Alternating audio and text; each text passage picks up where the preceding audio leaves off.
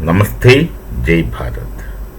One of the problems with Pakistan is that they think that Bharat thinks like them, or they anticipate our thoughts similar to their thoughts, but which is most often not the case. The fundamental difference between their thoughts and our thoughts is that they most often think with their muscles, and we normally don't. They are very, I don't want to use the word emotional, but Jazbati people, that means they go more by feelings, whatever impulses more, and reasons much less. This is something that you find in the entire society. That's precisely why, in spite of all their shortcomings and setbacks and inability and incapacity, they sent or they facilitated terrorism in Paragon in Kashmir after all these days, and then just got the unknown innocent tourists killed. And interestingly, they asked the tourists their religion, rather they confirmed that they are non-Muslims and then killed them. They just wanted to know whether you are Muslim or not. They asked a Christian, to recite Kalma. He doesn't know what Kalma is. Then just gets him killed. They just kill him. Now, they have learned from Iran to do something in the proxy nature, like the Hezbollah and this Hamas, etc., are proxy armies. Hezbollah is explicitly supported by Iran, and Hamas is also supported by Iran. So they maintain proxy armies. They don't want to bring in their name. They don't want to put in their soldiers. There are many so-called mercenaries available on rent. The soldiers on rent. And these people, of course, don't carry the identity of the nation. So eventually, technically, at least for the sake of name, they don't get blamed. So Lashkar-e-Taiba, they didn't want to put even their name. Lashkar-e-Taiba is a terrorist outfit sponsored by Pakistan. And they don't even want to get the name of Lashkar-e-Taiba used. Now they created a proxy of a proxy and sent some other friend, getting the tourists killed. Now just look at the whole thing. They sent terrorists to another nation. From Pakistan they said we don't know anything, of course. And then they will discriminate whether this person is a Muslim or not, and if he's a Muslim, he is not killed. If he's a Hindu, confirmed Hindu, then killed. For them, all non-Muslims are treated again. So one Christian also got, if I'm not sure, got killed. The Kalma cases, I think, was asked a Christian. And then the Pakistan was making great preparations for defense. They're evacuating the village, the border villages, and they're bringing the aircraft, etc. They prepared themselves for a battle with Bharat, the possible airstrike, possible army invasion, etc. They must have been calculating, expecting everything. And something else happened. The world was witnessing this. The situation was that it's typically like a repetition of a Hamas operation, because they brought Hamas to Kashmir, and Hamas wanted to now be in Kashmir and operate from Kashmir for getting Kashmir into their part. But the Kashmiris, the Pakistan occupied Kashmiris, are fed up with these people. Like the Gaza people are fed up with Hamas, though they were unable to speak this out. Similar is the case with the Pakistan occupied Kashmiris. These are all there. They expect Bharat to fight. And we were very, very angry with the whole episode. They speak a lot of things and they never mean it. All these things we know it has been told and repeated, and everyone knows it. So our Prime Minister, who was on a visit to Saudi, cut short his visit, comes back, our finance minister, who was on a visit to US, cut short services and come back, and all necessary people came back and they met together. Few decisions came at once. One, the Indus water treaty is put on abeyance. Now, this Indus water treaty was something that signed in 1960s between Jawaharlal Nehru and Ayub Khan, if I'm right. And that treaty was signed with the facilitation of International Monetary Fund to give it an international facet. And the Pakistan is very sure that will remain intact. Even if we had four kinds of conflicts with Pakistan, nothing happened to this water treaty. It continued. And we always wanted to know, especially after the government Modi comes, we always wanted to put some check on this water treaty and see that they don't enjoy all the things in that way. In the meantime, suppose we block the water to Pakistan. Suppose we block, what will happen to that water?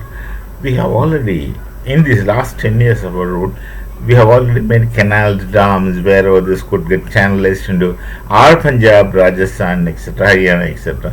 Those things they have done with a futuristic vision already. So rather, we were waiting for an opportunity somehow to get this thing diluted, this kind of water treaty, with such a neighbor. Otherwise, of course, with Bangladesh, we are having treaty, and so long as before Muhammad Yunus came, they were enjoying it. We had no problem. We even facilitated their cargo movements through our port and even airfields, etc. So this blocking of water, they never expected. They thought we can't do it because it has an international facet. They thought we can't do it. Now, the proxy outfit of Lashkar's commander, Saifullah something, Hafiz, some name, the whole names are similar, says that we have done nothing. They have, he talks interestingly, they created a drama there and to blame us. We have several other reasons to blame. We don't have to do all this drama. Drama is your business. And we have nothing to do. This should not be, the water should not be stopped. It can't be stopped because it is international. This is a story he says, which on behalf of the Pakistan government and others. Pakistan government means which government? The military, or the elected government, or the Maulvi administration, or some other terrorist administration, one cannot say. There are multiple parallel administrations running. This, of course, is a military problem.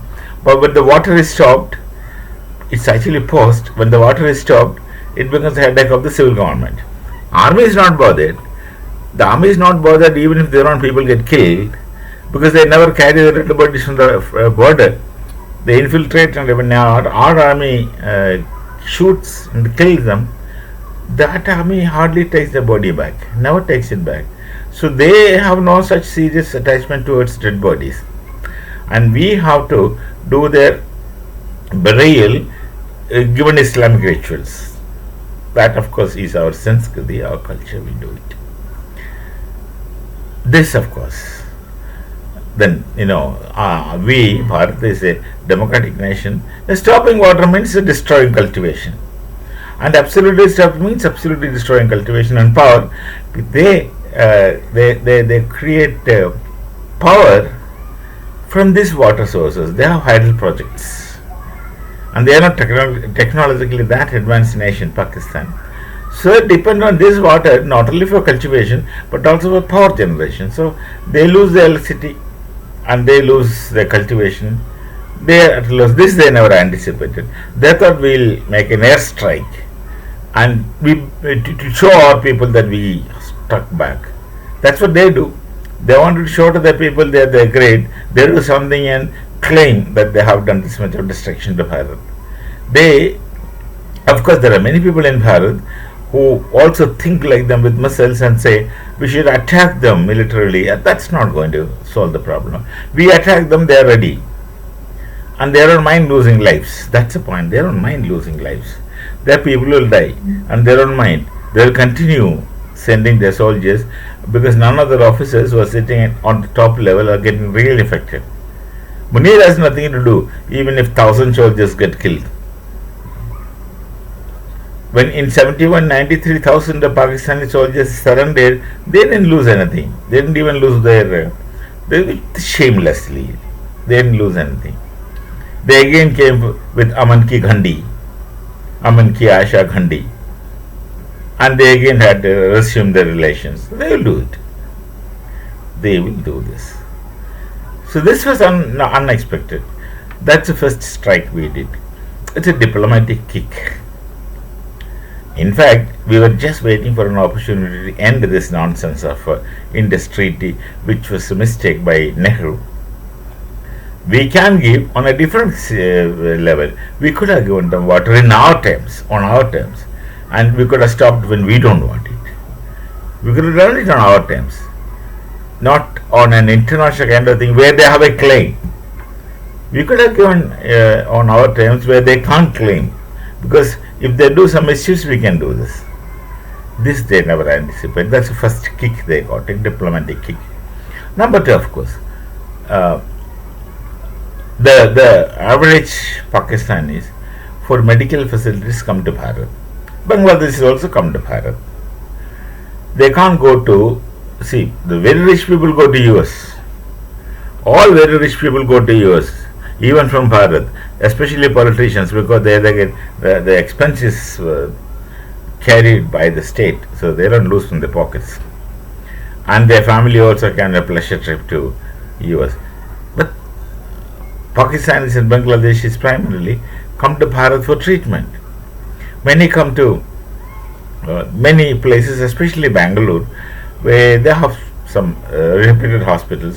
For cardio things, we have Narayana Hridayalaya. And Narayana Hridayalaya, they have got both, mostly Bangladeshis, not Pakistanis so much, but mostly Bangladeshis. They have got signboards put in Bangla language written, because so many are coming from Bangladesh. The signboards are written in Bangla. And interestingly, the shopkeepers in and around do speak Bangla. They are facilitated because there are agencies connecting them, and they have got apartments they can rent, and the utensils they can rent, everything they can rent. And those people coming from Bangladesh, they come in batches, in the sense that it's not the patient alone comes, many other tourists from there also come accompanying the patients. So they come, stay here, get this man treated, they have a good time, they have a gala time, and seeing around Bangalore, etc., etc. They are very comfortably staying there, because even they don't have to speak any other language, because these locals have already picked up Bangla, because the process was going on for years. Similarly, many Pakistanis also come to Bharat in such hospitals for treatments which are very cheap as compared to other countries. This medical visas are stopped. And one thing I don't know is really, someone who is undergoing treatment, he's supposed to leave back in a short time. I don't know what will be their stages. There may be some concessions for someone who's undergone an operation, etc. But the bystanders will have to be moving out or something like that. So medical visas stopped. Then of course no other visas, nothing. And calling people from there, high commissions, reducing the strength of high commission, calling our military attaches from our high commission and asking them to do the similar thing. This kind of very stringent step taken, and our borders are closed. Wagah border is a place of some ceremony, color hoisting, color lowering, etc. That thing is stopped. The border is closed. You can't cross to one another. So all these things have taken. But this doesn't mean that. This is the first step taken, which really pains.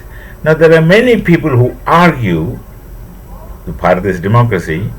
There are many people who will even go to write articles and say that what the innocent people in innocent patients in innocent farmers in Pakistan. Why you punish them? Why you are stopping water for them? You are suffocating them. These kind of arguments come. But then let these people who got killed also are innocent, more innocent than their farmers. So these innocent people should stand up against the government for innocent killings of innocent people. There is no mercy in these cases. The stand has to be taken rigid, because who should get the pain? The terrorists. Army is not bothered. The army is facilitating all these things. They are not bothered. They are sitting in the home. Let these